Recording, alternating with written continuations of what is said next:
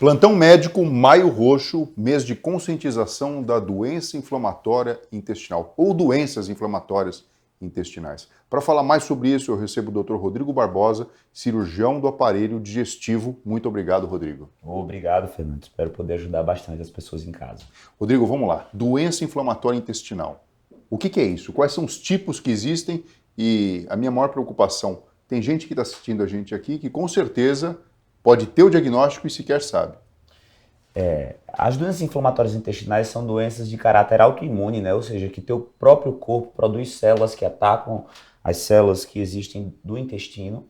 E é uma doença que a gente que não sabe exatamente de onde vem, mas que entende hoje, pelas análises de incidência, na crescente que existe de diagnóstico, que é uma doença multifatorial que envolve aumento da ingestão de alimentos embutidos, enlatados, industrializados, com excesso de sódio, entende que tem a ver com estilo de vida, de muito estresse, e são doenças que podem causar diversos sintomas. Existem duas grandes doenças inflamatórias intestinais, que é a retocolite ulcerativa e a doença de Crohn. A retocolite ulcerativa, como o próprio nome diz, é uma doença que aflige o reto e o cólon exclusivamente. Já a doença de Crohn não, ela pode atingir qualquer área do trato gastrointestinal, desde a boca até o ânus. E elas são diferentes quando a gente faz a análise pormenorizada da lesão? Eu quero dizer o seguinte, além da região só, porque a gente está falando do intestino grosso, né, da parte final do intestino grosso, quando você falou da retocolite ulcerativa, pelo próprio nome vem, parece uma úlcera, parece uma lesão, né? E o Crohn, você falou que vai da boca até o ânus. Se a gente pudesse olhar cada machucado, cada ferida, não sei se a gente pode falar assim, é diferente? É bem diferente assim no espectro histológico, né? Na lâmina do patologista que está analisando as biópsias ali.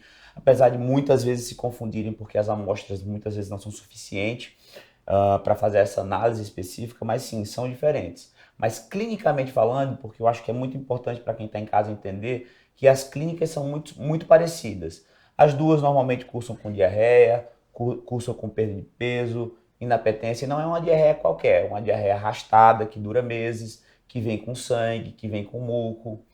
Essas doenças inflamatórias elas podem cursar com outros sintomas no corpo, como por exemplo artrites, então artrites que migram, dores articulares que vão se espalhando pelo corpo. Pode cursar com uveíte, que é vermelhidão no olho, pode cursar com nódulos endurecidos na pele, pode cursar com feridinhas que começam a vazar pus, que surgem do nada. Então tem vários sintomas que dão indício, mas a principal que normalmente vai trazer o paciente para o consultório vai ser diarreia crônica, muco sanguinolenta com perda de peso, inapetência e dor abdominal. E muitas vezes uma dor abdominal que surge do nada. E que é muito interessante porque a gente vive na era da síndrome do intestino irritável, né? Então, muitos pacientes chegam no consultório ou vão no consultório de algum médico e o médico menospreza um pouco esses sintomas.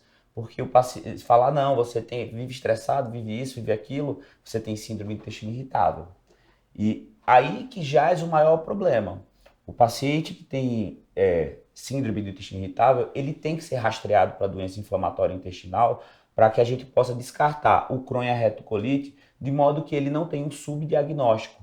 Porque um subdiagnóstico pode levar a uma perda de janela de oportunidade. A gente que trata a doença inflamatória intestinal, a gente costuma falar que existe uma janela de oportunidade para que a doença tenha um controle adequado por anos com um tratamento Agora sim, adequado. Rodrigo, tem uma faixa etária ou um gênero que seja mais acometido?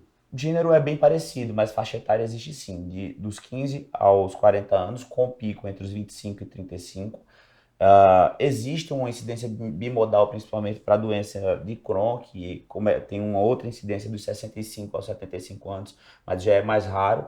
É mais comum na população caucasiana e é mais comum nos locais mais desenvolvidos. Então, por exemplo, quando a gente pega o Brasil e analisa a incidência por região, então a gente vê que na região sul a incidência bem maior, na sudeste bem maior, enquanto o norte, nordeste e centro-oeste tem uma incidência um pouco menor. Mas em todas elas, essa incidência vem crescendo ao longo dos Eu dei últimos uma olhada nos anos. números aqui, alguma coisa mais ou menos em torno de 1 para cada 1.000 habitantes, em linhas gerais. Então a gente percebe que assim, não é tão raro assim. né? Num país que tem 220 milhões de habitantes, você pode imaginar que a incidência, de fato, ela existe. Agora, não é qualquer dor de barriga, né? Não, não é qualquer dor de barriga. Porque, assim, o meu receio, quando a gente fala de doença que muitas vezes tem essa característica de ser mais arrastada, é a pessoa demorar para fazer o diagnóstico. Ela sequer pensa, e na verdade a gente sabe que quem deveria pensar é o médico que senta na frente dela, mas muitas vezes o quadro é leve, ele vai de uma forma arrastada, e como você falou, né, não tem cura, mas tem tratamento e tem uma janela boa para isso acontecer. Qual que é a dica que você dá para quem está assistindo a gente, Rodrigo? A pessoa fica preocupada, porque você falou tudo. Ah, tomei leite e tenho intolerância à lactose, não posso comer glúten, não po... Será que a gente não está, na verdade, muitas vezes orientando as pessoas e elas estão distraindo a sua atenção para um diagnóstico que deveria ser feito? Eu acho que a primeira coisa é quando você está diante de um quadro, eu gosto de falar, né? Você tá esquisito.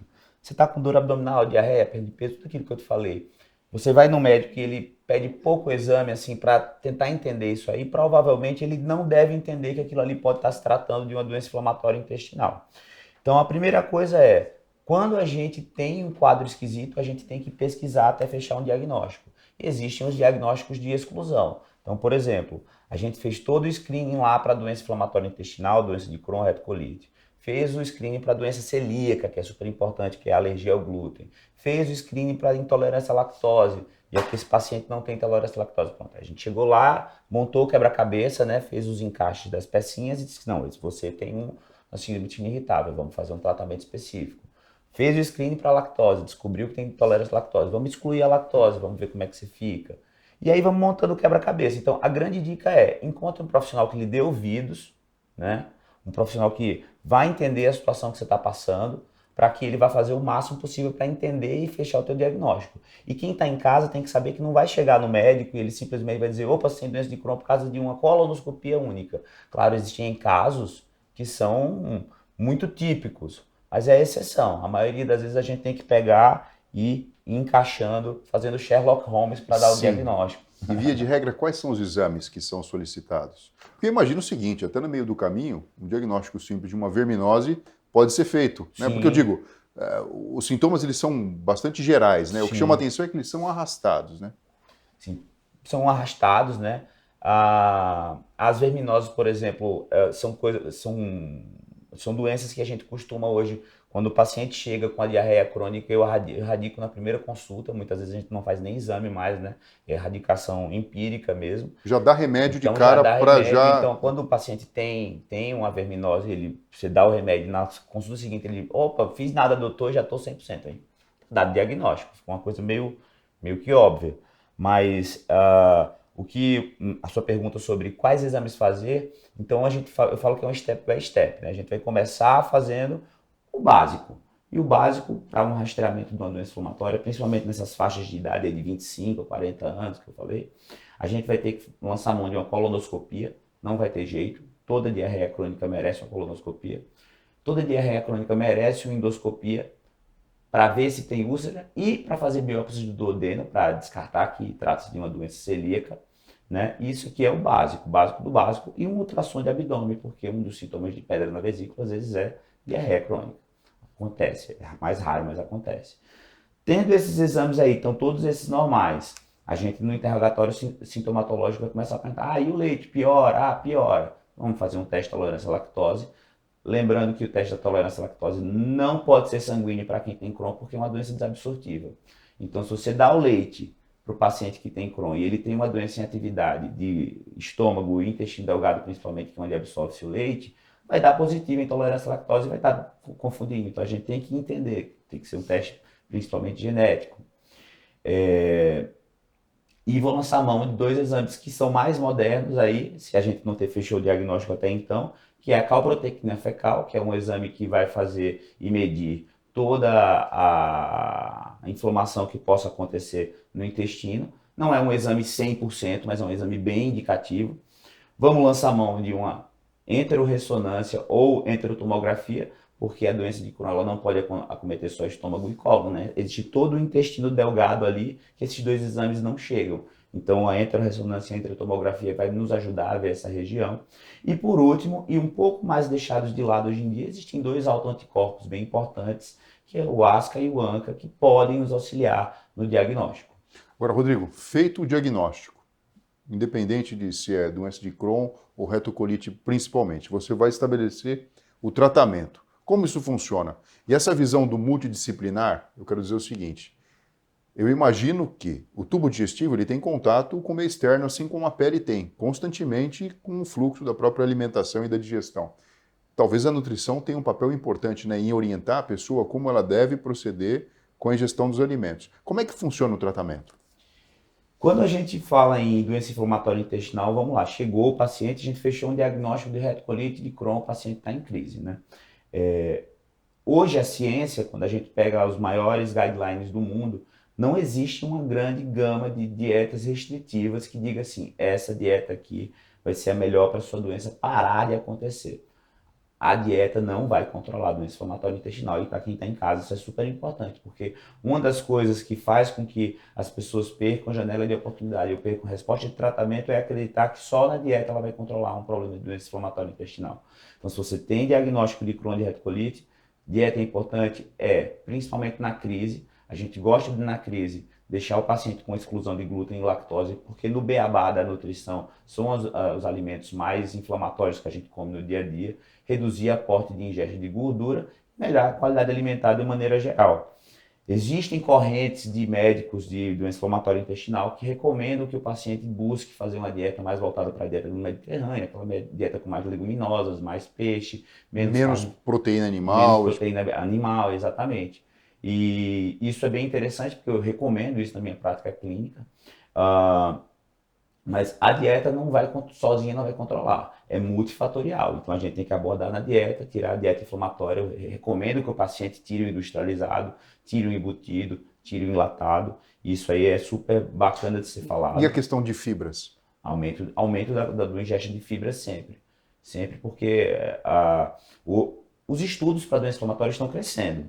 E a gente está começando a falar de microbiota intestinal, né? Na atuação da gênese da doença. Então a gente costuma falar que quanto mais saudável for a tua microbiota, melhor é. Então quanto mais fibra você come, melhor você vai alimentar suas boas bactérias do teu intestino. Então a gente estimula a ingesta de fibra sempre. Fibra e água é regra Sim. básica para tudo no Sim. trato intestinal, né? Vai bem para tudo. Sim. Mas do ponto de vista de tratamento medicamentoso, aí a gente tem que separar as duas doenças, porque é bem diferente e até para os médicos que eventualmente assistam isso aqui, existe uma máxima hoje na doença inflamatória intestinal que a gente já sabe. Mesalazina, sulfasalazina, elas não vão tratar a doença de Crohn. Elas são boas para a retocolite ulcerativa. Então, primeiro ponto, paciente do retocolite, esse paciente merece uma mesalazina, com certeza, Quer de dizer, tratamento que inicial. acabam atuando como um anti-inflamatório. Sim, um anti-inflamatório de mucosa. Para claro. esse tipo de doença, você teria que ter a certeza que é uma retocolite ulcerativa. Exato. Tem que ter uma certeza e uma das coisas que a gente tem que fazer é acompanhar esse doente, não é dar o remédio e largar ele. A gente hoje, quando a gente fala em doença inflamatória intestinal, existe uma coisa chamada treat to target, ou seja, trate com um objetivo, né? Tem um objetivo para tratar. Então, quando a gente vai te dar um remédio, a gente tem que ver qual foi a resposta desse remédio a cada 3 meses. As primeiras respostas são clínicas, né? Depois, mais 3 meses, reavaliação eventualmente imaginológica de calprotectina fecal. E aí a gente vai separando. Normalmente, quando você vai dando muita mesalazina, esse paciente não melhora nada, e aí você fala, opa, esse é um caso que pode ser um Crohn, entendeu? E o paciente da doença inflamatória em crise vai tomar corticoide, a gente tem que ter uma meta de Isso tanto faz o diagnóstico. Tanto faz se é retocolite ou Crohn, corticoide você vai utilizar para diminuir o processo inflamatório. Principalmente na crise. Porque uma das coisas que a gente não quer hoje é que o paciente da doença inflamatória intestinal fique no corticoide por muito tempo. Porque existem terapias melhores, né? Existem terapias com menos efeitos colaterais. E o corticoide tem vários efeitos graves, né? Efeitos ósseos, efeitos pancreáticos, né? Pode estimular você a desenvolver diabetes, pode estimular você a desenvolver uma osteoporose grave. Eu tive um paciente que chegou para mim já bem grave, uma doença muito grave, vinha usando corticoide há 5 anos, e chegou e ele teve uma fratura patológica de patela, assim, estava andando no meio da rua, a patela quebrou. Quer dizer, efeito colateral que seria evitável se não tivesse utilizado por tanto tempo. Facilmente evitável, até porque os bons remédios da doença inflamatória hoje estão disponíveis, inclusive, na rede pública. Então, é uma coisa que realmente, se você tiver um cuidadinho aí de encontrar uma pessoa que entenda da doença, vai mudar a tua vida para melhor E completamente. o Crohn tem remédios diferentes? Algum imunobiológico, alguma coisa assim? Não, tanto o Crohn quanto a retocolite, se forem doenças graves, deixa eu tentar dar uma esbiuçadinha assim, só para facilitar, eu gosto de fazer isso. A retocolite a gente vai começar com a mesalazina. Na suspeita de uma doença de Crohn, a gente vai, claro, surto corticoide, mesma coisa para retocolite. Na doença de Crohn, a gente vai partir para um imunossupressor de cara, que é assim que começa-se basicamente o jogo. O imunossupressor, a gente vai avaliar. Boa resposta, normalmente tem uma boa resposta para doença muito leve, porque a doença inflamatória intestinal ela pode ser leve, moderada ou grave, né? Então, assim, esse paciente vai usar imunossupressor por um tempo. Ah, não melhorou com imunossupressor, nem a retocolite, nem a doença de Crohn, a gente vai partir para a terapia imunobiológica. Aí existem diversos imunobiológicos. Pra você ter uma ideia, hoje deve ter pelo menos uns 10 aqui no Brasil, tá? Claro, alguns com mais dificuldade e recurso para trazer outro, mas são muitos. E a gente encaixa e escolhe o imunobiológico de acordo com o tipo de doença, localização da doença. Então, por exemplo, a retocolite a gente sabe que é reto e cólon, mas o Crohn não. O Crohn pode ser um Crohn de delgado, pode ser um Crohn gástrico, pode ser um Crohn de cólon com fístulas anais, né? Pode ter fístula intestinal interna. Então a gente vai escolher e encaixar o melhor biológico baseado nisso aí, além de escolher ele baseado nas achados extraintestinais. Então, lembra que eu falei no comecinho que essas doenças elas cursam com achados extraintestinais. Às vezes artrite, às vezes uveíte, às vezes Lesão na lesões na pele. pele. Então a gente vai encaixar a escolha do biológico de acordo com as manifestações extraintestinais. Então você vê que realmente é montar um quebra-cabeça. E um profissional que Não, eu entenda do posso que está imaginar, falando. porque, como você falou, a pessoa pode muitas vezes até procurar primeiro um dermatologista, ou então um oftalmologista, ou então um reumatologista, né? Até juntar todo esse quebra-cabeça e, de alguma forma, Olha que começar a tratar. um fato, coisa interessante você falou agora. Muitas mulheres aí de 30, 40 anos chegam para mim com artrite soronegativa, né? Ou seja, artrite que não dá diagnóstico, mas o diagnóstico clínico dela é bem claro. Aí o reumatologista vai, sua artrite é grave, sua artrite é grave, sua artrite é grave. Aí tá lá tomando seus remedinhos para artrite e tal. E aí, sei lá, começou a ter refluxo, aí passa com o gastro, passa com às vezes um cirurgião digestivo também, que trata refluxo também. E aí a gente vai fazer, ó, você tem artrite? Aí o cara que trata a doença inflamatória fala, vamos fazer uma colono? Aí quando vê a colono tem lá uma ileite terminal, você fala, olha, eu acho que tua doença é uma doença de Crohn. Aí você dá uma ajeitadinha no imunossupressor, dá um imunobiológico, essa pessoa, qualidade de vida dela vai pro céu. Ela diz, nossa, doutor, parece que não tem mais nada. Olha só, É muito louco. que coisa interessante. Rodrigo, uma coisa importante. A gente está falando aqui para muitas pessoas, o enfoque aqui é realmente o maio roxo. A gente sabe que dependendo da doença, geralmente a sociedade se organiza para colocar a luz e explicar para as pessoas, né? Qual que é a orientação que você dá para quem está assistindo a gente aqui agora? E muitas vezes não é ela que vai ter o problema, mas de repente esbarra em alguma pessoa, tem essa questão e às vezes precisa de uma orientação. Quem que ela tem que procurar? Porque assim, a medicina hoje em dia no Brasil, muitas vezes ela permite isso, né? Às vezes a pessoa está no Sistema Único de Saúde simplesmente e não consegue ter esse acesso ou esse poder de escolha. Mas de repente a pessoa tem aqui um convênio, tem um seguro de saúde, ela pode escolher. Fala, puxa, eu vou no reumato, eu vou no gastro, eu vou no clínico geral. Qual que é a orientação para ajudar a chegar num diagnóstico rápido e começar um tratamento, para ter qualidade de vida? Acho que a primeira coisa é, se você estiver sentindo uma coisa que você acha que não é normal, que não melhora, não aceite diagnósticos simples, né? Busque um, busque dois, busque três profissionais. O profissional que você deve procurar é o gastroenterologista, o cirurgião digestivo ou o proctologista.